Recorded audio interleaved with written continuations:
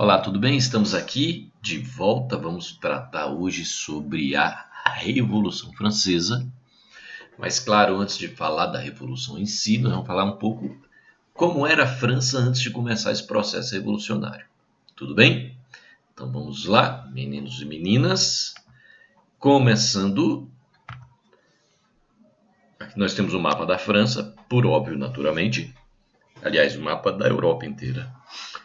E aí percebam, a França está num momento da Europa que é um momento de crise do antigo regime. Quando eu falo antigo regime, estou me referindo ao regime absolutista, aquele onde todos os poderes estavam concentrados nas mãos do rei. Então a França tinha acabado de se envolver numa guerra contra a Inglaterra. A França, esta aqui é a Inglaterra, né? A França tinha passado por uma guerra direta conhecida como a Guerra dos 7 Anos. E neste processo, a Inglaterra saiu vencedora, mas saiu muito endividada, acaba ampliando, apertando os laços comerciais, os laços coloniais com as 13 colônias inglesas, e isso leva à Guerra de Independência dos Estados Unidos, e a França ajuda as colônias inglesas. Então a França sai da Guerra de Independência dos Estados Unidos endividada e em crise econômica. Neste contexto, nós temos uma sociedade francesa injusta e desigual, que se distribuía dessa maneira aí. Eu gosto muito dessa charge, porque mostra um senhor mal vestido, de pouca saúde. Ele usa inclusive um anteparo ali para poder caminhar. Ele tem nas costas dele alguém vestido com um traje religioso, que representa o clero, os membros da igreja, e alguém vestido com trajes de luxo, que representa a nobreza, aqueles que ficam ao redor do rei da França, né? Então a imagem está dizendo aí que nas vésperas da Revolução Francesa, a sociedade estava dividida em 3 estados, sendo que o primeiro e o segundo estado, somado o primeiro e o segundo estado, sendo que o primeiro é o clero e o segundo a nobreza, eles representavam cerca de 2 a 3% da população da França, enquanto o terceiro estado representava todo o resto da população da França. E o terceiro estado ele é absolutamente heterogêneo, por assim dizer. Por quê? Porque lá tem a burguesia, desde a alta, a média, a pequena burguesia, estavam no terceiro estado. Lá tem os trabalhadores assalariados, lá tem os artesãos, lá tem os jornaleiros. E aí vamos entender aqui que jornaleiro não é quem vende jornal ainda nessa época. Jornaleiro é aquele que cumpre alguma jornada de trabalho, por isso ele recebe alguma contrapartida monetária. Lá tem ainda alguns servos, porque a França ainda está num processo de transição entre o capitalismo comercial começando e o feudalismo acabando. Então ainda existia servos ligados à terra que sequer recebiam salário.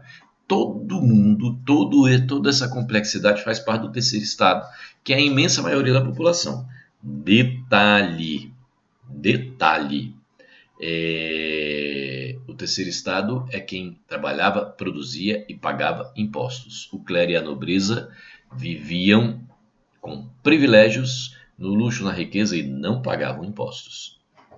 Está escrito aí, então, a situação da França no século XVIII era de extrema injustiça social na época do antigo regime. Lembrando que quando eu falo antigo regime, nós estamos falando do absolutismo monárquico. O terceiro estado, formado por trabalhadores, camponeses, a pequena burguesia, a alta burguesia também, e os impostos eram pagos somente pelo terceiro estado. Todo o resto vivia com luxo e riqueza. É um país absolutista, o rei governava com poderes absolutistas, controla a economia, a justiça, a política, até a religião. Um só rei, uma só fé, uma só lei, né? O Estado sou eu. Eu tenho até uma canção que eu botei para vocês já certa vez que dizia assim: sabe, tchurururu, só o rei que tem poder, oh yeah. Então, essa é a França pré-revolucionária. Nós temos aí a figura de Luís XV e o sucessor dele, Luís XVI, e aí um esquemazinho, um pequeno desenho dizendo como é essa sociedade, né? Clero, nobreza aí camponeses, burguesia. Sans-culottes é um termo em francês que quer dizer sem calções, ou seja, o cabo é tão pobre que ele não tem sequer condições de usar uma vestimenta básica, que é o calção francês europeu daquela época.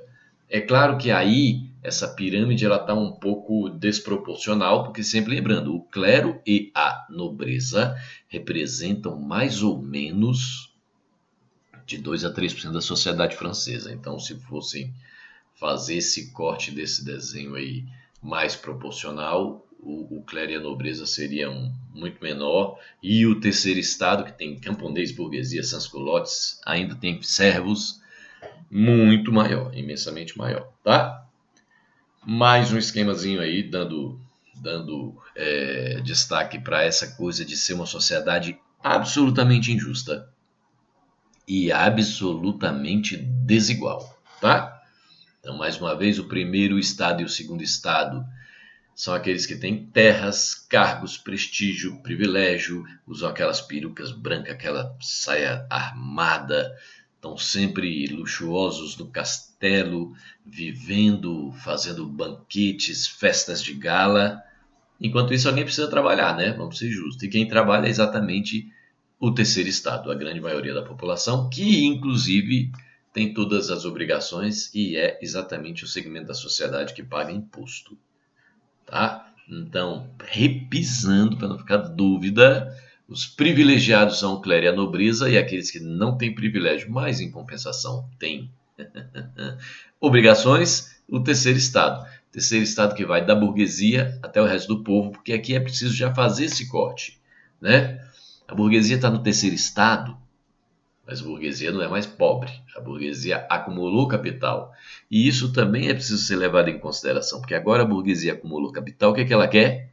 Agora ela quer poder político. Só que ela não tem poder político porque o poder político está na mão do segundo estado, que é a nobreza. O poder religioso está na mão do clero, que é o primeiro estado. Então, a burguesia faz parte desse saco de gatos, que é o terceiro estado, não se conforma em estar no terceiro estado. Guarda bem essa informação aí, tá? Então, mais uma vez aqui, olha bem o clero.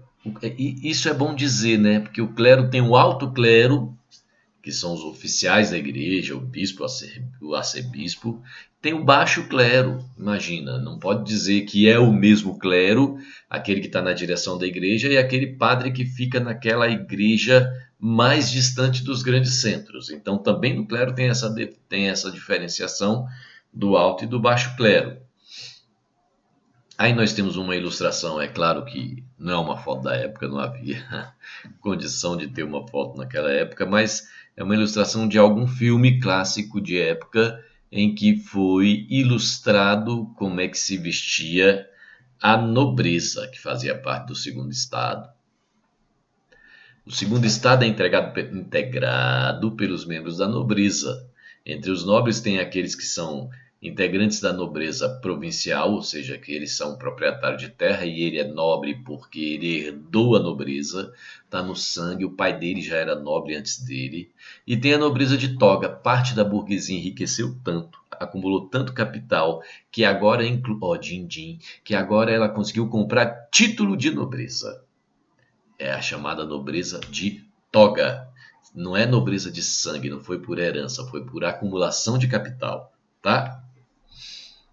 Então tem a nobreza cortesã, são aqueles que vivem dentro do palácio de Versalhes. Tem a nobreza provincial, é uma nobreza que perdeu um pouco do prestígio, perdeu um pouco das terras, mas pelo sangue, pela tradição, pelo título, ainda é nobre. E tem a nobreza de toga, que exatamente comprou um título, às vezes até daquele que tinha sido levado à falência. O terceiro estado, como eu disse, é todo o resto, da alta burguesia até o mais desprivilegiado da sociedade, aquele que usa aqueles retalhos vermelho e preto, vermelho e preto, vermelho e preto, sabe? Roupa de bem pobre. Reforçando essa divisão do terceiro estado. Primeiro, tem a alta burguesia, que é o grande empresário que já acumulou muito capital. Tem a média burguesia, aquele que está começando. E tem a pequena burguesia, Aquele que ainda sonha, na verdade, é efetivamente ser burguês, já tem um pequeno comércio dele, às vezes é um botequinho só, um cafezinho e tal, mas já é um pequeno burguês. O sonho dele é virar grande burguês e o pesadelo dele é voltar a ser trabalhador assalariado, né? Mas, enfim, ele é representante da burguesia. Vamos em frente. Olha aí a alta burguesia, né? Toda enfeitada, chique, cheirosa, né? Com horror a pobre, porque já esqueceu qual é a sua origem. Sempre lembrando, a burguesia surge na crise do feudalismo. E a origem da burguesia tanto pode ser o filho do senhor feudal que foi deserdado, quanto pode ser o servo que fugiu do feudo para não ter que assumir o excedente de trabalho gerado a partir do crescimento da população da Europa. Então a burguesia tem tanta burguesia de origem nobre quanto de origem pobre. Tanta burguesia que era nobre foi deserdada, quanto que era servo e fugiu. E aí essa burguesia, alguns acumulam grande quantidade de capital e vira alta burguesia. Tá? Já tem aí um corte epistemológico, o que quer que isso queira dizer. Né? Então aí mais uma vez um esquema do que era essa sociedade injusta e desigual da França, né? O terceiro estado existia dentro do terceiro estado. E, gente, isso é muito importante, porque a sociedade francesa era mesmo muito injusta e desigual, mas tudo aquilo que estava reservado e acumulado no terceiro estado é muito complexo, porque no primeiro momento eles querem a mesma coisa, derrubar o rei. No segundo momento é que eles passam a ter quereres diferentes, para além do que eles já conseguiram, derrubar o rei. E aí quando eles conseguem 14 de julho de 1789, tomada da Bastilha, quando começa a Revolução, que eles conseguem derrubar o rei, aí começa o debate, o que é que nós queremos? Mas dentro do terceiro estado, é o que está dizendo aí, tinha uma diferença de classes que algumas vezes chegava a ter interesses completamente contrários. Além de formar um estado misto, somente os integrantes do terceiro estado arcavam com taxas e impostos que sustentavam a monarquia. Então eles tinham uma coisa em comum. Dentro da organização da sociedade, esse barulho que vocês estão vendo é do café. Está aqui o café aprontando, ele não resiste se ele não aparecer numa aula de vez em quando. Então eu vou ter que tirar ele de perto, porque ele está bagunçando. Bom, vamos em frente. Então os interesses eram os mais diversos, né? E nesse primeiro momento eles querem a mesma coisa. Mas o fato de ser tão complexa a formação do terceiro estado é uma das coisas que vai explicar por que a Revolução Francesa dura tanto tempo. Vai durar 10 anos, mas isso nós vamos ver no próximo encontro. Vamos em frente, olha só o que é isso. Isso é o Palácio de Versalhes. Era aí aonde morava o rei absolutista. Olha o que é isso. Fica difícil descrever a suntuosidade e a grandiosidade desse palácio perto do que eram as condições de vida dos trabalhadores e camponeses mais pobres. Olha uma pequena amostra daquilo que é o quintal, por assim dizer. Esse é o jardim mais próximo do palácio.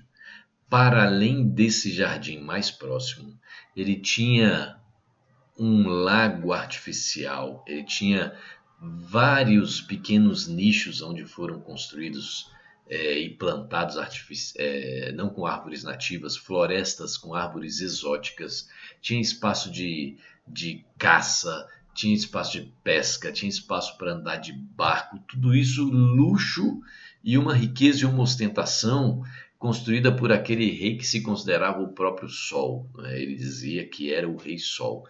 Então você imagina isso numa sociedade onde a imensa maioria sequer tinha acesso ao atendimento básico das suas necessidades.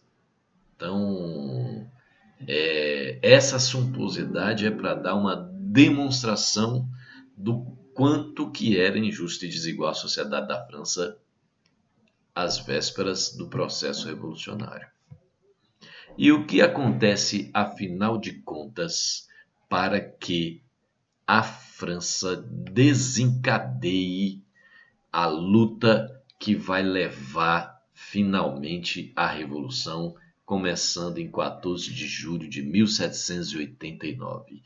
Isso é o que nós vamos ver nos nossos próximos encontros. Para hoje, eu preciso que fique bem guardado aí na sua cabeça isso. Aí no roxinho, o primeiro estado, a resolução não está muito boa, vou aqui me desculpando. No roxinho, o primeiro estado, que tinha o clero, dividido em alto e baixo clero. De vermelho, o segundo estado, que era a nobreza, lembrando que tem a nobreza de sangue e a nobreza de toga. Amarelinho, o terceiro estado, 97% da população da França. Mas no terceiro estado tem desde a burguesia, que pode ser a alta, a média e a pequena burguesia. Tem o artesão, depois tem o trabalhador assalariado, depois tem camponeses e tem até ainda feudos. Alguns servos. Tá? Então é essa sociedade complexa que eu quero que você tenha na sua cabeça agora, para que você comece a pensar que é a partir desse caldeirão de coisas que vai se dar a eclosão de um processo revolucionário que cria o Estado moderno nos moldes daquilo que a gente conhece hoje. Tá bem? A gente volta a se encontrar. Essa é só uma aula de introdução à Revolução Francesa. Eu espero que você tenha gostado. Se tiver dúvidas, sempre lembrando, você pode mandar suas perguntas lá para o meu e-mail, pvcantadordehistoria@gmail.com, e você pode nos procurar também no nosso Instagram, @paulovalério_professor. Dá um joinha aí se tiver gostado do vídeo, se tiver te ajudado. Pode se inscrever no nosso canal, porque daqui a pouquinho a gente posta já a próxima aula, que vai falar sobre como começa a revolução nessa sociedade injusta e desigual. Até a próxima. Tchau.